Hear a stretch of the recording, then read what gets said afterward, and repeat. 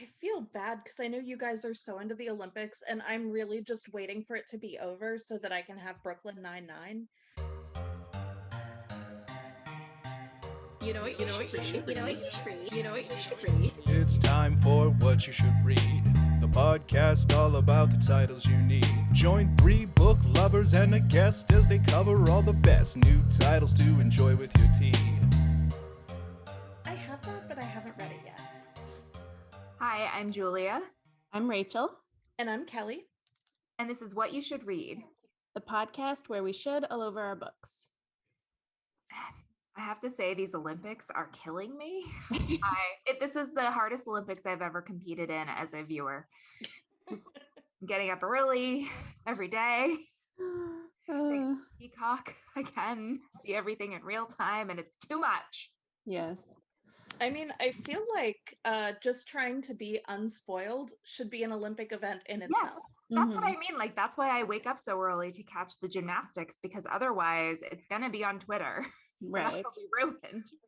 But then I have to fight my feeling that because I'm watching, it's messing things up for them. I'm like, oh, if I wasn't watching, Simone Biles would be fine right now. I have the power. Yeah.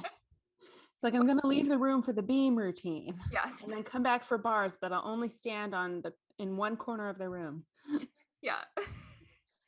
I am a jinx for the Ravens, so it's good that I don't like football, so it's not a tragedy on my part. But they made me promise to not watch the Super Bowl. But I turned it. What? Who's they? I was still working at the TV station then, so my coworkers, especially including Shernay, was like, "You do not watch this game." But I turned it on a little bit early because that was the year Beyonce was performing. Yeah. And I swear to God, I turned it on 2 seconds later. That was when the power went out. Of course. Hey, yeah, it is you. Yeah. It's for sure me. Yeah. But I also want to say, like, everyone, I'm happy that there's been so much support for Simone, but I'm like really disappointed by a lot of the criticism she's getting. It's just so frustrating. Yeah. Yeah. She's amazing and the greatest of all time. And I just People, I know there are so many people who are acting like she's just like, I don't feel like it. Like, no, obviously not. It's not what this is. Oh, that poor woman. Yeah. I personally feel very fortunate that over the last year or so, I have done a real overhaul of the people that I follow on social media or am friends with on Facebook. So I have not seen anyone that I know being awful about her, but that I know that's only because I purged a bunch of people. Yes. Mm-hmm. Yeah. I'm sure there are people who'd be like, she let the whole country down. Right. And I mean, Like, you no. don't need to see somebody risk being paralyzed to Mhm. be good enough for you. Yeah.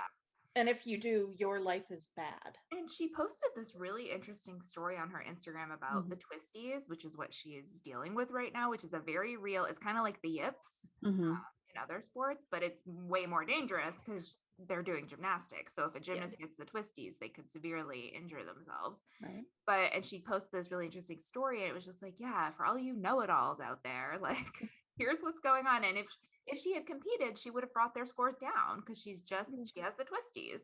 Exactly. I don't know. And someone posted this really good point that was like, Simone quit on her team, says all the unvaccinated people. I mean, like, yeah. But the yips also, that's kind of a psychological thing, right? Like you haven't hit the ball or caught the ball in so long that you don't think you can anymore. And the twisties is an actual thing where your body loses all sense of where it is. It's your mind and body are not connected. Yeah. Yeah. So like the yips, maybe you feel bad or like you can't do your job well, but with the twisties, you could get really really hurt or die. Yeah. Right. It's no joke. Yeah. Anyway, even though it is kind of a dumb name for it. I really wish Alina Dillon was on to talk about this. I know, right? I have been thinking about that all week. Like, we really should just do a surprise call. I bet you have thoughts. Yeah. in. But yeah, if you haven't read Happiest Girl in the World, this would be a really good time to do it. Oh, for Yeah. sure. Oh, yeah, definitely. So good. Well, now that we've discussed the Olympics, because this is an Olympics podcast, Yes. you guys hear my cat crying in the background. Aw, Oh, Fergie. Yeah. I miss you, Fergie. She also is upset about the way Simone Biles is being talked about in the media. She's like, it's not fair. Anyway, Rachel, what are you reading this week? I've been feeling kind of slumpy. I came back to work after my vacation, and all I want to do when I get home is look at TikTok, or also the last couple days I've been watching Twilight on Netflix. So because I feel hate that. myself, apparently. No, actually, I would say I skipped the first one. I think the second movie is really good. I'm gonna say it right now.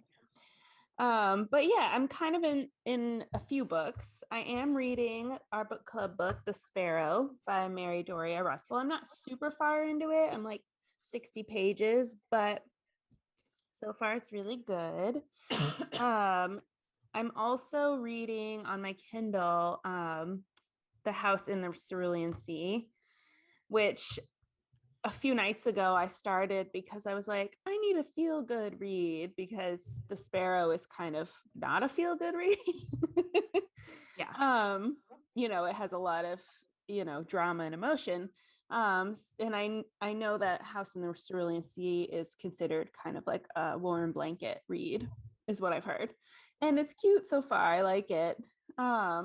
And also last night, randomly, again, this is what happens when I'm in a slump. I just pick up random books, and picked up Angus Thongs and Full-Frontal Snogging for a reread. So, living my best life. Yeah. And I'm in between audiobooks right now, but I'll wait for recent acquisitions to talk about what I'm going to listen to next. So, Cool. Kelly, what are you reading? Okay, so the new Book of the Month books dropped on Thursday, the August picks. And one of the add-ons was one of my August most anticipated, which is now not one of my August most anticipated, but We Were Never Here by Andrea Bartz. And it is a super fun thriller. I am about 88 pages in. It came yesterday. Wow. So I'm so excited for this book, and it's very good so far. It's about these two best friends. They went to college together, and then they stayed in they got jobs and were in Milwaukee together, and then one of them gets a job and moves to Australia. So how they stay in touch is every year they do a trip somewhere in the world, and it's like vacation best friend time. But this year, things have not gone well. One of them takes a guy back to their room for adult naked time. And what ends up happening is the other one comes back and enters the room. It is full of blood. The guy is dead. And her friend is like, he attacked me. It was self-defense. I had no choice. Whoa. And she's like, huh. And this is not a good thing, obviously, anytime, but the same thing happened last year in Last Trip. Oh. Yep. Whoa. Interesting. Yep. Is it a good for her situation? We'll see. I'm not 100% sure, because I think Kristen might be a serial killer at this point. But I'm not sad about it. Yeah. Sounds intriguing. Mm-hmm. My stance is definitely good for her at this point. Right. Well, I'm almost finished listening to While We Were Dating by Jasmine Guillory, which was one of my July most anticipated. It's definitely a fun, typical Jasmine Guillory type read. I love Anna Gardner, the main character, and I love Ben, the other main character. They're just rooting for them both. So it's really fun. And then I'm also reading the Book of Longings by Sue Monk Kidd still. I feel like I've been reading it for a while. But I started at my parents' house, and then I had to put it down because I left it there to go to Rachael's house for a few days. So I'm still, it's really good. It's not that it's not good that I'm taking a long time to read it. It's just circumstances keep getting in the way. So, but I'm about 200 pages in. I'm also feeling a little slumpy though, because I came back from traveling and vacation, and work has been super busy, and the Olympics. I mean, I'm really committed to watching as much Olympics as possible. So, yeah, but I do really like it. It's about I call it Bible fan fiction. It's about what if Jesus had a wife, and it's good. I like it. Yeah, I feel bad because I know you guys are so into the Olympics, and I'm really just waiting for it to be over so that I can have Brooklyn Nine-Nine. Yeah, is coming in a couple weeks once it's over. So I'm like, I miss the squad. Nice. I understand. For me, the Olympics are great because I do enjoy sports, but I don't enjoy being a sports fan for like over a long period of time. I just can't sustain that. But with the Olympics, you can get really into it for a few weeks, a couple years at a time, every couple of years. And to me, that's all I want. And then by the end of it, I'm like, okay, I'm done, got my fix. This year, though, the Winter Olympics are coming right up. So 6 months from now, we'll do this all over again. And before we get into our book newsy kind of discussion, I want to mention too, I just finished The Keeper, which is out in the winter from HarperCollins. It's middle grade by Guadalupe Garcia McCall. And if you are in the mood for something kind of spooky and can wait until early next year, I would really recommend it because it's middle grade, so it's a good level of spooky for people that don't like spooky, but it's so good, and it's based on the true story of the Watcher letters. Did you guys hear about that? Okay, so it is about this family. This is true. It's in New Jersey. Mom and dad and a couple of kids. They buy this house. It's like their dream house, but there's some renovations, so they haven't moved in yet. But they start getting all these like super terrifying letters talking about how good it is that there will be young blood in the house, and asking which room will be which kids. And then it's like, oh well, we'll be able to figure it out by the windows and stuff. And there's something about how the house is big, and if the kids are in the basement, the adults won't be able to hear them scream. Like, just really horror movie type stuff. Yeah. But the book really dials a bunch of it down and sets it in Oregon. The family in the real story never moved in, I guess, obviously, and they finally were able to sell the house. I don't know who would want to buy a house that comes with a stalker. Yeah. But, sure. But in the book, one of the kids is who's getting the letters, and he tries to warn his parents, and they're like, we have had enough of your pranks, buddy. We're not moving back to Texas. You need to get over it. We're here now. Wow. So he's like trying to do detective work, and like nobody believes him, but it's very good and very fun. But what is not particularly fun, so on Twitter recently, Amanda Knox had a big long thread about how her story keeps popping up, most recently in the Matt Damon movie Stillwater that just came out and is getting a little bit of Oscar buzz, super early Oscar buzz. But she basically talks about how whenever these stories come on that are even remotely similar to hers, and honestly, it doesn't sound like Stillwater really is, except that it's a girl who is abroad and is arrested for a murder that involves a friend of hers. Right. I mean, except for that, I mean, it's basically very bare bones of the story.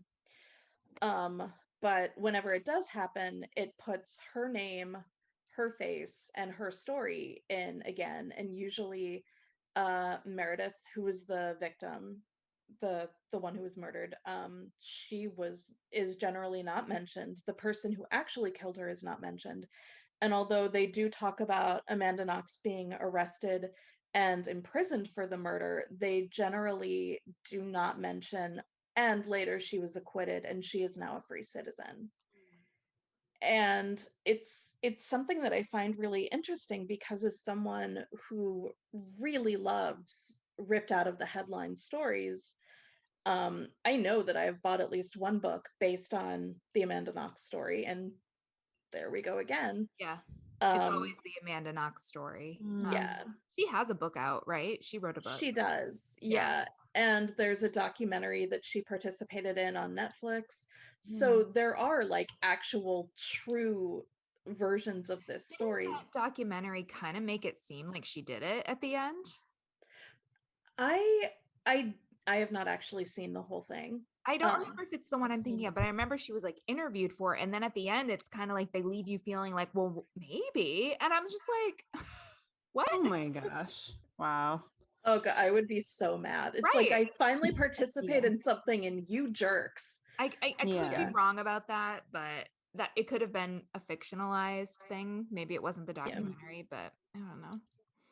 One of the books I read, it's very similar, and then at the very end you find out that she did actually do it, which is not the case in the Amanda Knox story. She was acquitted, very, very important to point out. But I mean, it's just, I don't know, I don't know how you can balance the fact that it is, if it's not your daughter who was accused or your daughter who was murdered. It's a very interesting story. Yeah. And it's something that lends itself to being told multiple times in multiple ways. Yeah. I thought her thread was interesting in how she was like, does my name even belong to me? Right. And people are profiting off of her name, and anytime there's a movie or book like this, it's like loosely based on the Amanda Knox story, and she's like, yeah. What did I do? Like, yeah. In Stillwater, the young woman who's played by Abigail Breslin, her dad comes to try and investigate and get her out of prison, which obviously did not happen in the real story. And there's a lot that's not the same, but they still use her name to promote it, to get people to come watch it. Right. And I do feel like a lot of times the director, the screenwriter will say, well, I was interested in this, but then I wondered, what would it feel like if this happened, or what if this is what occurred? And in the thread, Amanda Knox was like, well, I would love to talk about it, but nobody ever contacted me to see what my thoughts are. And there is the you fact, say you wonder about it, but why didn't you call me? Right. Yeah. And we're worried about getting sued. Yeah. If they talk to her. Yeah. And I think part of it is, if they talk to her, they would have to compensate her, most likely. And I do think in general that if you keep telling this story, especially when the comparison, even if it's a loose one, is still an obvious one, you kind of do owe her money, because you've just made her life, my notes just fell down. You just made her life miserable for another probably couple of months. Right. So, maybe give her some money for it. Yeah. The good thing that came out of this is that I realize now she has an audiobook and a podcast that I'm really interested in checking out, both of which. Yeah, I didn't realize she had a podcast. I was like, ooh. Yeah, because I do think she was acquitted. It's pretty clear to me that the Italian authorities totally botched the investigation and just used her as a scapegoat, and because it was a sensational story, and she didn't do it, right? And so I do feel awful for her. Like, I guess because obviously I feel awful for the woman who was killed and her family. That's awful, but it is also awful what happened to Amanda Knox. And I'm like, what if that had happened to me when I was studying abroad? Like, terrible. Yeah.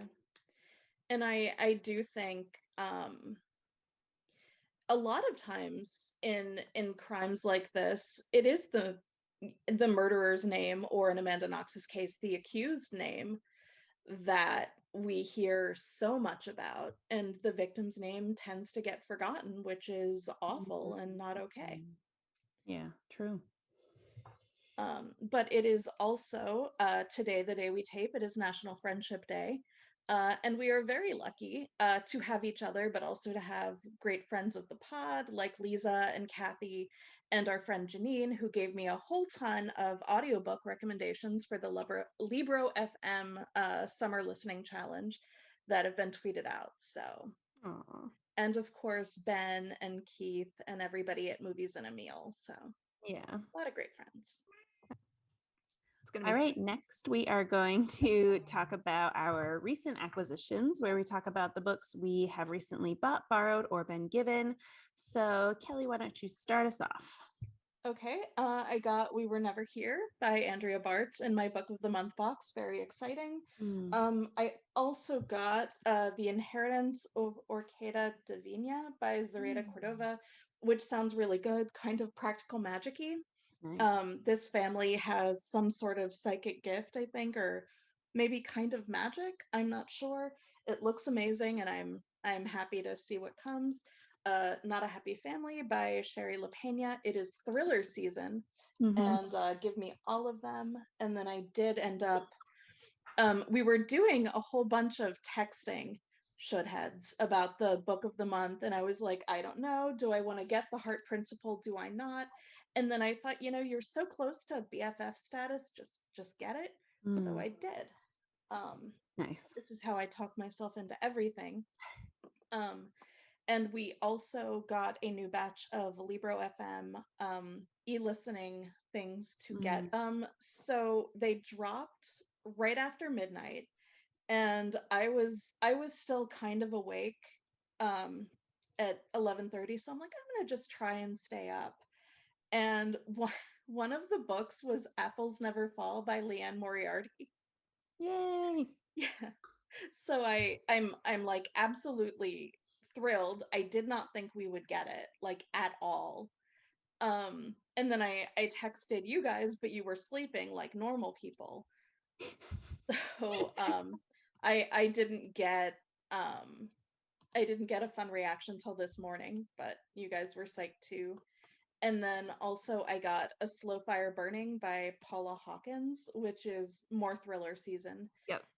And then Assembly by Natasha Brown, which is, according to Ali Smith, who wrote Summer, a quiet, measured call to revolution, the kind of book that doesn't just mark the moment things change, but also makes that change possible. And I was like, that sounds amazing. So I got that too. Fun. Yeah. I also got Apples Never Fall by Liane Moriarty, which I love her books and I love listening to them on audiobooks. I was fully intending to get this audiobook eventually. And thank you, Libro FM. I'm going to read it immediately and post about it and convince everyone I know to get it, I'm sure. Yeah. I haven't downloaded any of the others yet. I'm still, because I feel like I downloaded a bunch last month that I didn't get around to listening to. So I want to try to be more selective this time. Yeah. And then I also got a new Kindle. Oh, yay.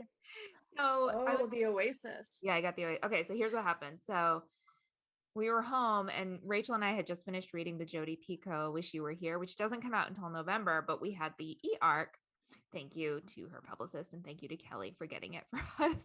And it was so good. And I was like, my mom needs to read this. Like, she would love it. And and she did. So I gave her my Kindle. I was like, just read it. She's like, oh, this is great. And I was like, Mom, I should just give you my Kindle because I feel like she'd use it a lot. And she's like, ooh, and I could buy you a new one for your birthday. And then whenever I get a new book, she'll have all my books. Cause I was like, don't connect your account, just use mine. Cause I already have a huge library of books on there. And then she'll get any new books that I buy. She's like, yeah, it's a great deal for me. So then she got me the Oasis. Nice. Yay. Has buttons instead of a touch screen. That's the biggest difference. And you can change the lighting to be more warm, but otherwise I don't think there's that much of a difference. But I still am happy to have it. It's smaller and lighter. Yeah. And I mean, it's not like the other Kindle is different though. So burdensome, but it's, it's definitely, I love it. Yeah. So yay. And then I think that's it for now. That I got. Great. Well, for my recent acquisitions, for what I got for the advanced listening books from Libro FM, I also got Apples Never Fall, of course. And then I got A Slow Fire Burning, like Kelly did. I like Paula Hawkins's books. I read, I don't know if she's written more than 2, but I've read 2 of them. So I was excited for this one. And then I also got This Will All Be Over Soon by Cecily Strong, the memoir she wrote about losing her brother. And then I got this one, which is a like fantasy. It's called Strange Beasts of China by Yan Gi. And it is set in a fictional Chinese city of Yangyang. An amateur cryptozoologist is commissioned to uncover the stories of its fabled beasts. These creatures live alongside humans in near inconspicuousness, save for their green skin, serrated earlobes, and strange birthmarks.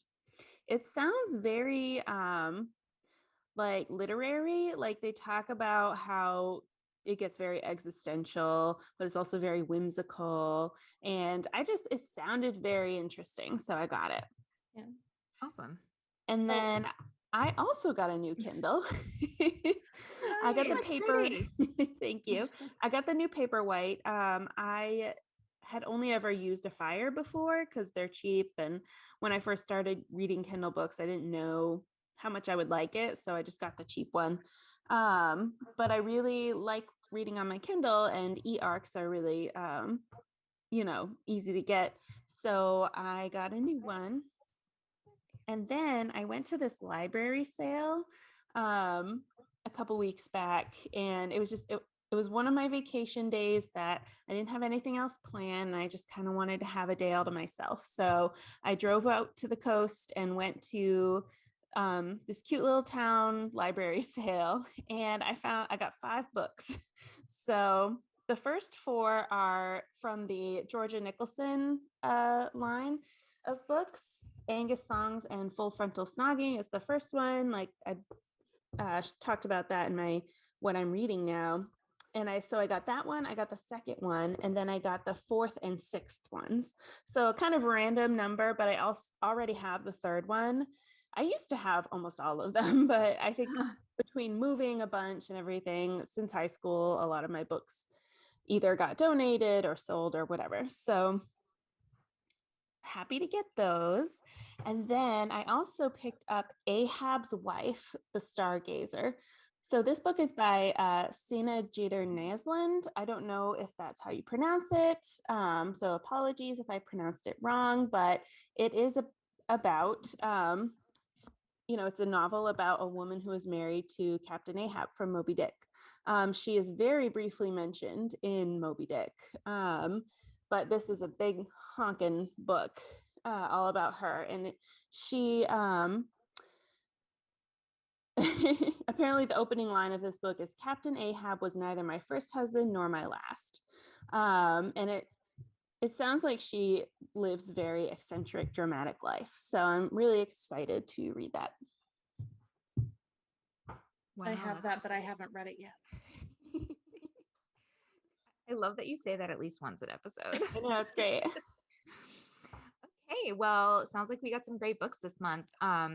We are going to take a quick break, and I'm sure talk about more books that we'll be getting soon, because today is our August most anticipated new releases episode. We're going to be talking about all the books that we are excited to see releasing in the month of August. We haven't read them yet, probably, but we are hopeful about them. That's what this episode is about. So stick around and we'll be right back.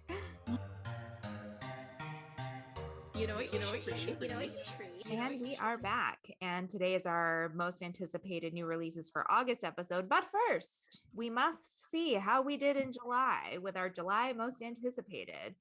And as a reminder, our Good Place rating scale, it's very firm. We don't deviate at all from the 5 rankings that you could be. So if you haven't read any, you're a cheatie. If you've read 1, you're a Jason, O'Dip. 2, Eleanor, Arizona Trash Bag. 3, Michael, to averages to human. 4, Tahani, so close to being perfect, but just not quite.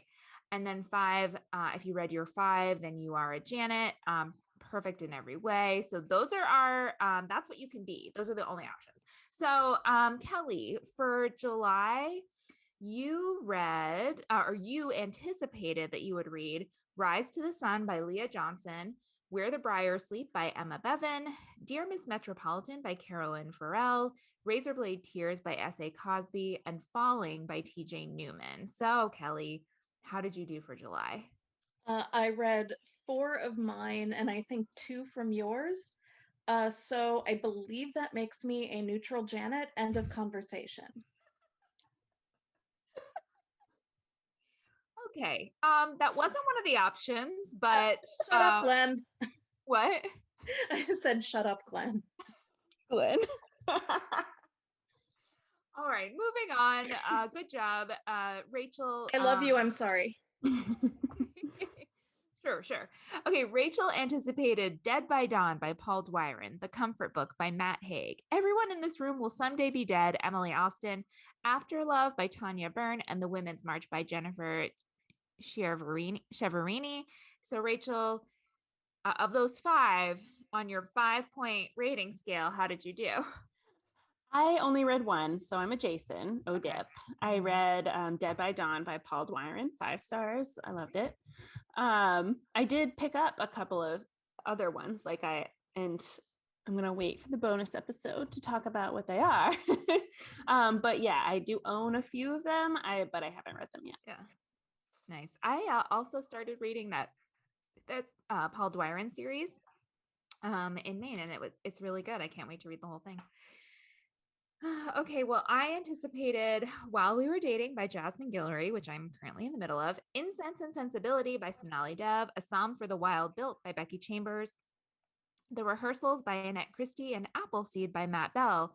The only one I haven't read is Appleseed, and I'm almost done with While We Were Dating, so I'm going to give myself Tahani.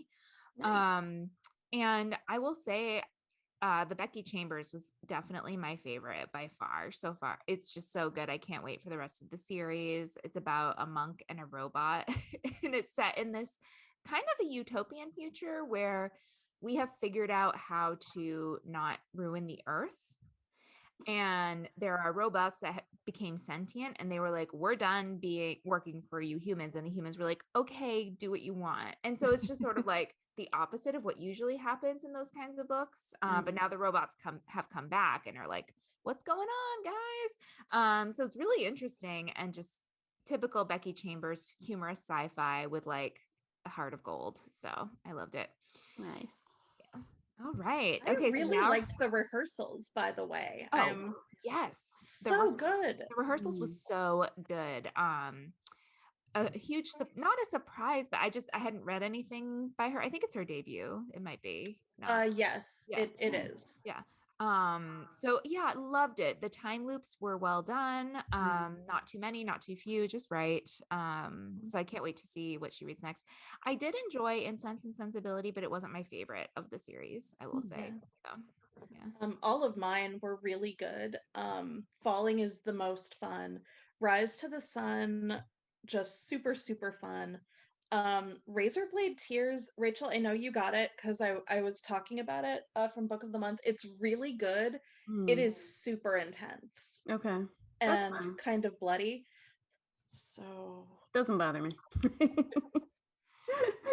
I was like, oh no. I want to say I also read Falling. I listened to the audiobook and it was so good.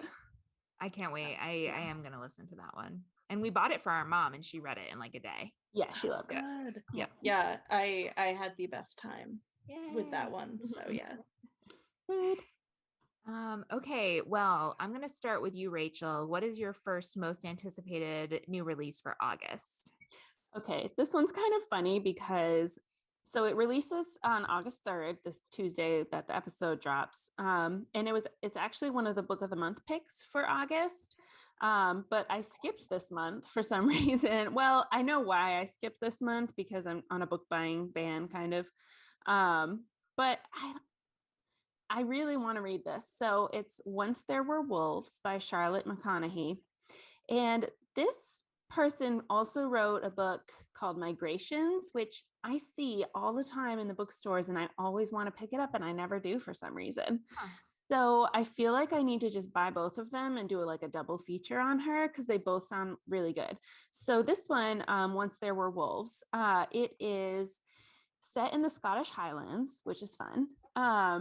And the main character's name is Inti, and she has a twin sister named Aggie, and they lead a team of biologists who are tasked with reintroducing gray wolves into the remote highlands to help the ecosystem, balance the ecosystem.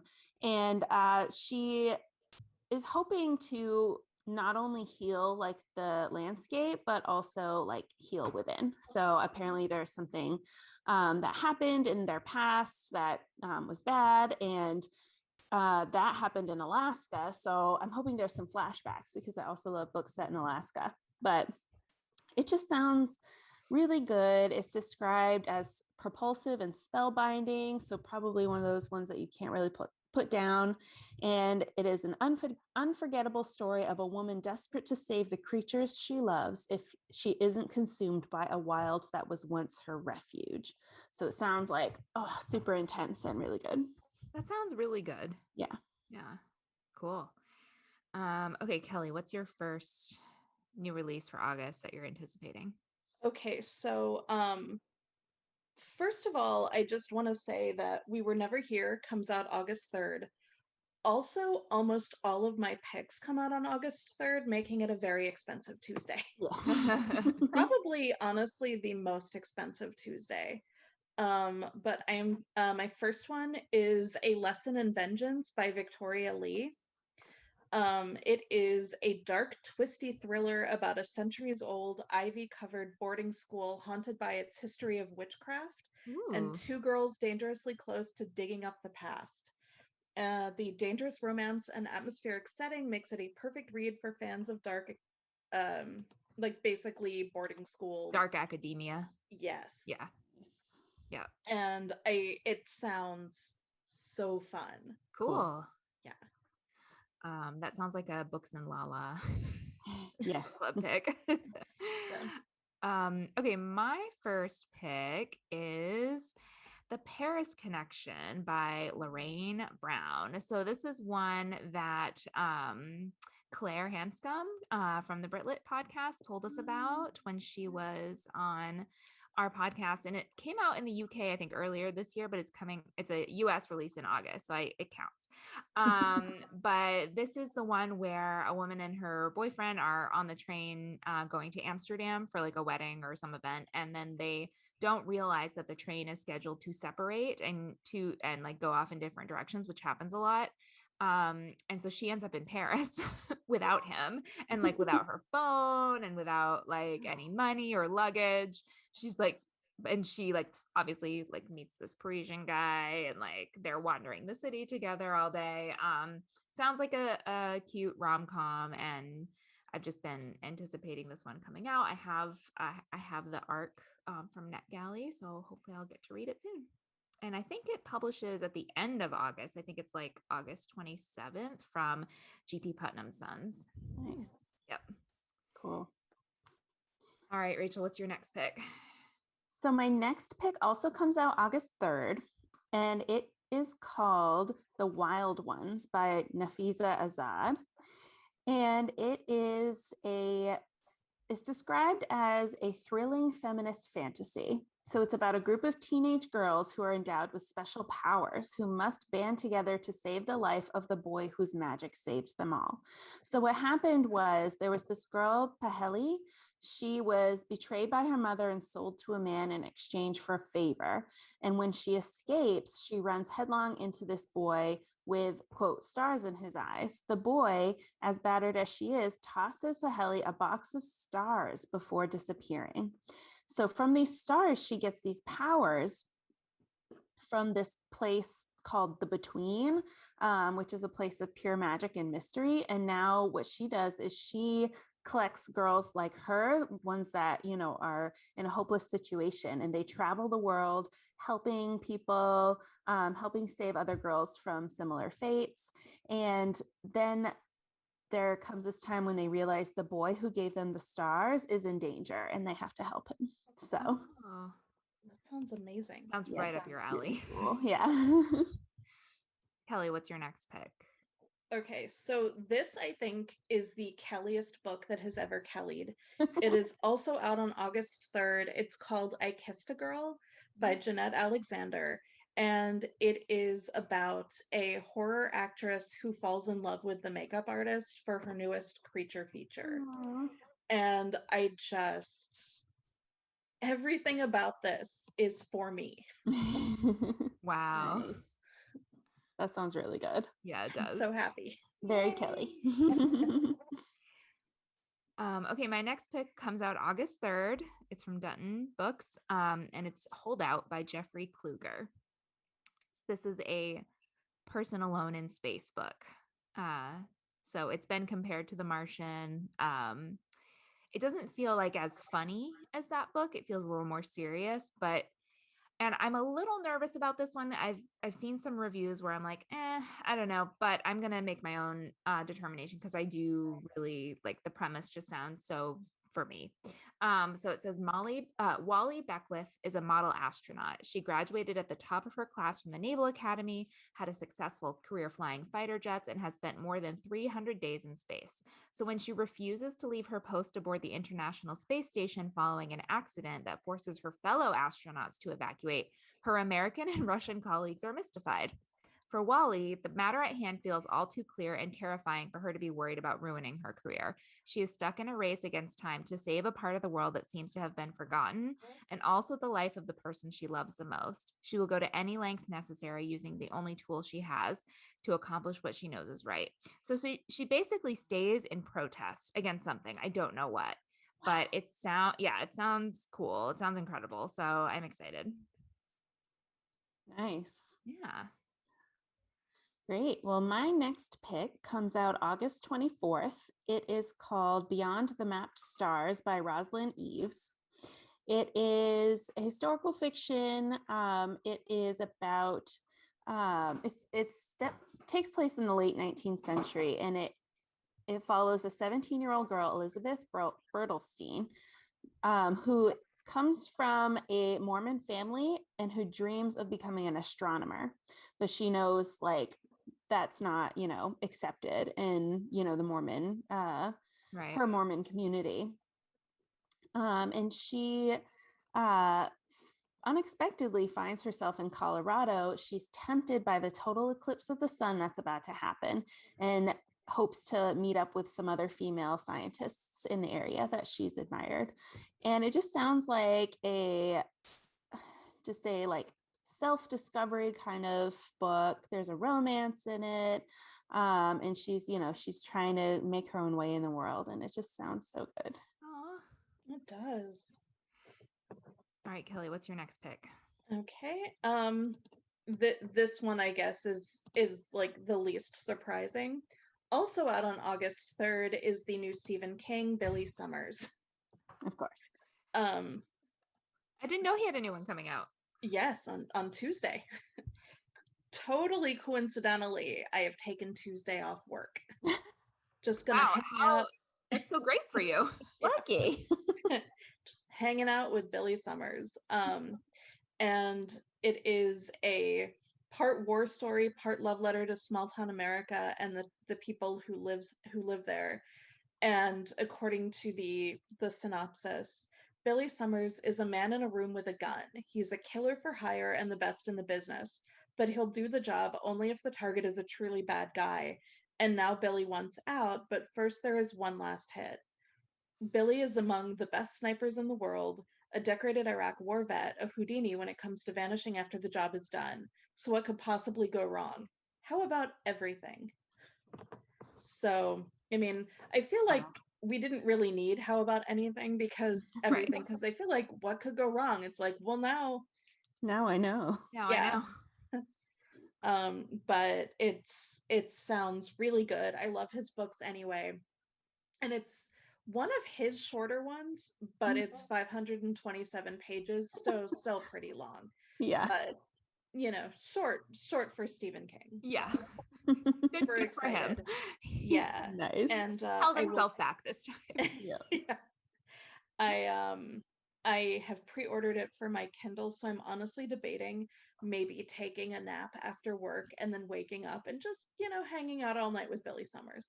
I probably won't because I'm old and I don't think I could do it, but that sounds so fun though. Yeah. Awesome. Yeah. Okay, my third pick is She Wouldn't Change a Thing by Sarah Adlaka. It says sliding doors meets life after life in Sarah Adlaka's story about a wife and mother who is given the chance to start over at the risk of losing everything she loves. Oh, I know. So of course I'm immediately interested. So it's basically about this woman. She's 39. She has a husband and a son. And she's a successful psychiatrist. And she has 2 daughters, I think, and an unborn son. So she's pregnant. So, and then one day she wakes up in her 17-year-old body and she doesn't know how she got there. All she does know is that in a few weeks, her husband, the man who will become her husband, some tragedy happens, which leads to them meeting.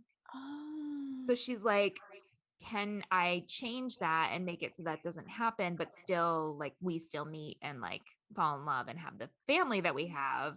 Or does it like change everything? So like, oh my God. wow. Like, yeah, that's such an interesting question. So, and plus I love books with time that play with time. So I'm very interested in this. It comes out August 10th from Forge Books. So that is, She Wouldn't Change a Thing by Sarah. I think it's Adlaka is how it's pronounced, but cool. Yeah, sounds so good. Nice. Well, yeah, my next pick, it was compared to the Clan of the Cave Bear series. So automatically I want to read it. Yeah. It's called Sisters of the Wolf by Patricia Miller Schroeder. And it is set in the Cro-Magnon, Ice Age time period. And as the climate is changing and game is disappearing, 2 people come together to try and survive. And it's 2 teenage girls from different tribes, and they're actually different species. So one is a Neanderthal and one is a Cro-Magnon. Oh, wow. And they're torn from their families. And they dislike each other, but they discover that they need to help each other if they're going to survive. So they have to kind of band together, and then they're joined by this powerful she-wolf who ends up being like their spirit animal, spirit guide. And so there's some magic, and they have to overcome, their friendship has to overcome cultural, racial, and special differences. So it just sounds like such an adventure, and I can't wait. What's the title again? It's called Sisters of the Wolf by Patricia Miller Schroeder. That sounds so good. Yeah. I might get that. All right, Kelly, what's your next pick? My 4th August 3rd release is Fresh by Margot Wood. She used to be one of the publicists for Harper Teen, and it is blurbed by Gail Foreman. So automatically I am super in, but it's set during Elliot McHugh, who is a girl, her freshman year of college, and she wants to she doesn't know what she wants to do with her life, but she knows she wants to have a really good freshman year. So she's basically going to all these parties and, basically just living life as an adult for the first time. And it sounds really fun and really funny. It's been compared to Booksmart. Gail Foreman says it is fun and funny, sexy and sex positive. Danielle Page, who wrote Dorothy Must Die, says it bubbles over with irreverence, humor, and heart. Veronica Roth says it's a book I wish had existed when I was a teenager. And Abigail Hingwen, who wrote Love Boat Taipei, said I couldn't stop reading. So I don't know. I am a sucker for blurbs from authors that I already love. So whenever they're like that many people are like, no, this is a really good book, I'm like, okay, I am here for you. And it sounds super funny. Yeah. That's awesome. So, yeah. Nice. Okay, my fourth pick is kind of a sci-fi thriller, I guess. But it's another plays with time book. So it's called The Other Me by Sarah Zatrich Jeng. And it says her birthday should be like any other night. 1 minute Kelly's a free-spirited artist in Chicago going to her best friend's art show. The next, she opens a door and mysteriously emerges in her Michigan hometown. Suddenly, her life is unrecognizable. She's got 12 years of the wrong memories in her head, and she's married to Eric, a man she barely knew in high school. So basically, she's like in this new life, and she doesn't know why. But then he is connected to this mysterious tech startup, and she's like starting to think maybe she shouldn't trust him. Also strange things keep happening, like her old tattoos start appearing on her skin, and she starts having memories that he says are not real. So she's trying to figure out what's happening to her. So I don't know if it's a multiverse thing or if it's like a weird like technology thing that is happening to her. But it kind of sounds like a Blake Crouch type of book to me. Yeah. So it's The Other Me, and it comes out August 10th from Berkeley. That sounds really cool. Yeah. Nice. Well, for my last pick, it's kind of funny because I was worried I wasn't going to be able to read it in August because it drops on August 31st. But then this morning, the Libro FM ALCs came out, and this was one of them. So I already have it. And it is called A Slow Fire Burning by Paula Hawkins. So I had this on my most anticipated because I love her books, as I said earlier in the episode. And this one is about a man who was murdered. It's set in London, and it follows 3 women who knew him. So one was a recent one-night stand.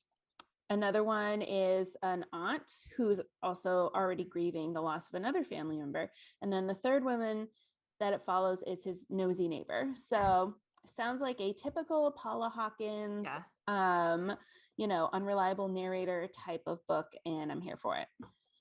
Yeah, I did like The Girl on the Train, so I might also download that one. It does sound really good.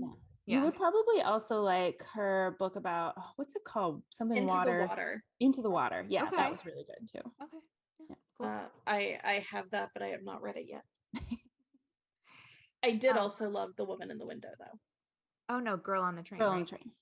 Right. I'm sorry. It was one of those types of books, though. You're right. Yes, yeah. Easy mistake. Yeah. All right, Kelly, your 5th pick. Okay. This is a departure here. But it is Chasing the Boogeyman by Richard Chismar. It's out August 17th. And it sounds so good. Okay. So in the summer of 1988, the mutilated bodies of several missing girls begin to turn up in a small Maryland town. The grisly evidence leads police to the terrifying assumption that a serial killer is on the loose in the quiet suburb. But soon, a rumor begins to spread that the evil stalking local teens is not entirely human. Law enforcement, as well as members of the FBI, are certain that the killer is a living, breathing madman and he's playing games with them. For a once peaceful community trapped in the depths of paranoia and suspicion, it feels like a nightmare that will never end. But the thing that makes it, automatically I am here for this, but the author, Richard Chismar, has put himself into the book as a character, and he, as a recent college graduate, has gone back to his hometown as the curfew is set in and a neighborhood watch is formed. So while Richard Chismar, the character, is getting ready to get married and start a writing career, he finds himself part of this real life horror story. Whoa. And inspired by the terrifying events, Richard writes a personal account of the serial killer's reign of terror, unaware that these events will continue to haunt him for years to come. So it sounds like it's nonfiction, but it's actually a novel. So that's cool. Yeah. And Stephen King said it is genuinely chilling and brand new and exciting. He calls it compulsive reading and scary. He compared it to I'll Be Gone in the Dark, and that Ray Bradbury's influence is all over it, but he never could have written that ending. Whoa. So, and the last sentence of the blurb, I'm so sorry. Chasing the boogeyman does what true crime so often cannot. It offers both chills and a satisfying conclusion. Nice. That sounds great. Yeah. I am very excited. A very Kelly book. Yeah. Yes. Okay, my fifth and last pick is The Dating Playbook by Farah Rashan. It's the sequel in the Boyfriend Project, but this one focuses on one of the three friends from the Boyfriend Project. This is Taylor's story. She is a personal trainer, and she has her own business, but she's also kind of like a mess. Her bills are piling up. She's late on rent. Things are not looking good. At the end of the Boyfriend Project, I feel like she called from jail. She did. So I'm curious to see like what happened after that. And then so she's like kind of in a bad place. And then enter Jamar Dixon, a former football player who wants to get back into the NFL, and he wants her to train him, but no one can know what they're doing. So I guess there's fake dating. They're accidentally spotted and like they have to pretend that they're dating. Cool. So it sounds super cute. I loved the Boyfriend Project. And this is out August 17th by Forever Books. Nice. Yeah. I'm excited for that. I loved that one too. Yeah. I like how she writes her characters. I just love it. She's kind of like Jasmine Guillory in that her books feature, women doing these incredible careers and just kind of kicking butt. And like, she talks about race and, privilege, and it's just so good. And they're like sexy romances. So I'm excited. Yeah. Nice. Yay. Good. All right. That's it for me. Yeah. Kelly. That's all I had. Although honorable mention for me to the fourth book in the Earthsinger Chronicles, which is coming out this month. However, I'm only one book into that series. Right. So I didn't make it a most anticipated because I'm not going to get to it. Yeah. Stephanie Perkins, her second horror novel is finally coming out. It was supposed to come out last year and they just kept pushing it back. It is finally coming out. But it will be on my September most anticipated because it's coming out August 31st. So unless I accidentally take that day off too, it will not happen in August. Fair. Oh my God, there's so many books coming out in September. I don't know how I'm gonna handle it. So well, if you read the Liane Moriarty this month, then you can skip putting that on your list. That's true. That is very true. Okay, cool. Yeah.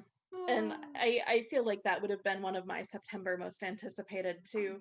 So I guess, fortunately it just became one of my August most anticipated. And I'm excited for all of us to talk about it. Yeah.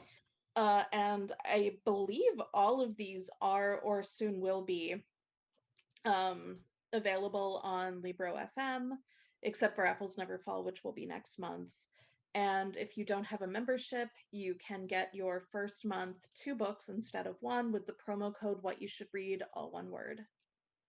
Yes. And be sure to follow us on social media. We are WYSR_podcast on Instagram and on Twitter. We also have a Gmail. If you want to email us, whatyousshouldreadpodcast@gmail.com. And you can find us on Goodreads. And now you know what you should read. You're welcome. You know what you should read. It's time for What You Should Read, the podcast all about the titles you need. Join 3 book lovers and a guest as they cover all the best new titles to enjoy with your tea.